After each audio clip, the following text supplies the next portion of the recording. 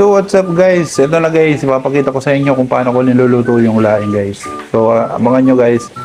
Niluluto tayo ng complete guide ng laing kasi sa vlog ko, previous vlog ko sa nag-viral natin na vlog, ay maraming nagtatanong kung paano ko linuto at yung mga linagay ko ng mga ingredients. Lilinawin ko, aklaruin ko dito sa vlog na to. Tara guys, samahan nyo ako, magluto tayo ng legit na pambansang gulay. Laing, tara guys.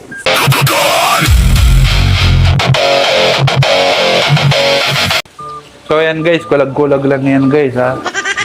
Yung linagay ko nga pala dito guys, gata, linagyan ko ng konting tubig, bawang, sibuyas, luya, may taba. Pakisa-isayin natin para hindi kayo mahilo.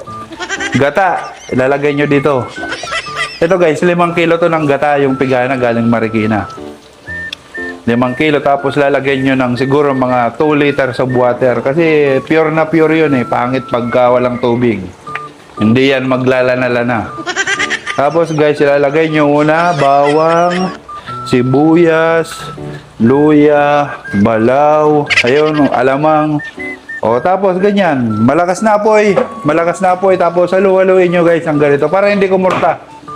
Kailangan nating palabasin yung sabi nating mamok. So ayan, hintayin nyo lang guys.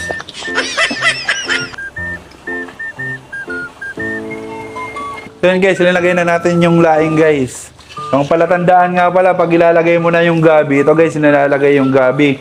Ang palatandaan yan guys, kailangan nagmamantika siya sa ibabaw, sa gilid. Para masarap yung laing natin.